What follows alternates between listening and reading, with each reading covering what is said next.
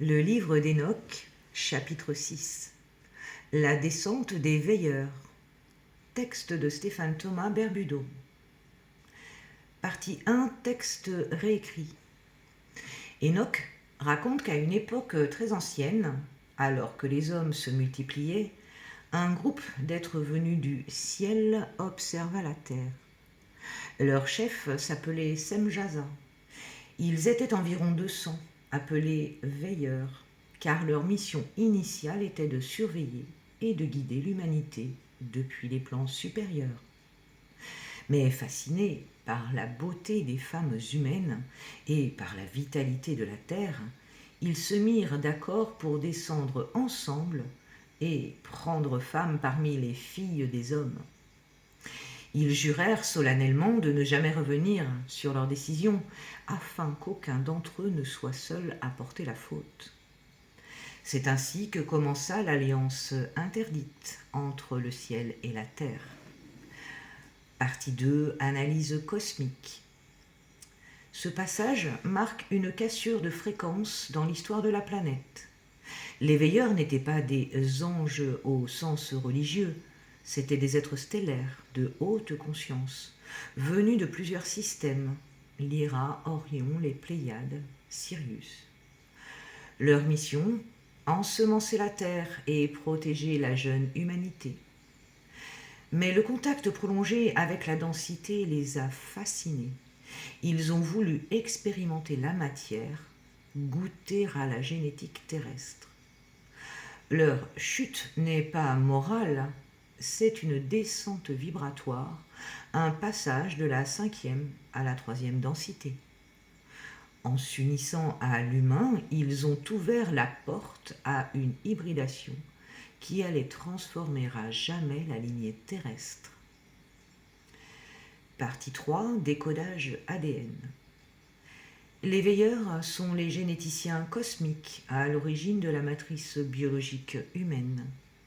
Leur union avec les femmes de la Terre a déclenché la fusion de codes stellaires, ADN non terrestre, avec l'ADN animal de la Terre, l'activation de brins supplémentaires donnant naissance aux lignées hybrides, les néphilim. Cette union a provoqué un désalignement fréquentiel. Les nouvelles lignées possédaient un potentiel divin immense, mais sans guidance suffisante pour le maîtriser.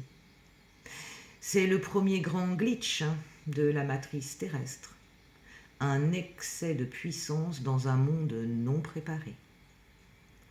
Partie 4, application actuelle. Les descendants de ces unions sont toujours présents. L'ADN des veilleurs circule encore dans l'humanité. Ce n'est pas une malédiction, mais un héritage de double nature, céleste et terrestre. Aujourd'hui, quand un être s'éveille, il réactive ses codes stellaires. C'est pourquoi beaucoup ressentent le désir de retourner chez eux sans savoir où. Des souvenirs de mondes lumineux, une nostalgie des étoiles, des capacités psychiques accrues. Le retour des veilleurs dont parlent certains textes n'est pas l'arrivée d'anciens anges, c'est le réveil intérieur de cette génétique stellaire chez les humains. Partie 5, clé d'activation vibratoire. Totem, l'aile brisée, symbole du passage de la lumière aux densités. Mantra dit « Je me souviens de mes origines stellaires. Je choisis d'unir le ciel et la terre en conscience. » Rituel simple. Premièrement, place une main sur ton cœur, l'autre sur ton plexus solaire. Deuxièmement, ressens la partie de toi qui appartient aux étoiles et celle qui appartient à la terre. Troisièmement, dis intérieurement, je les réunis, ici, maintenant, en paix.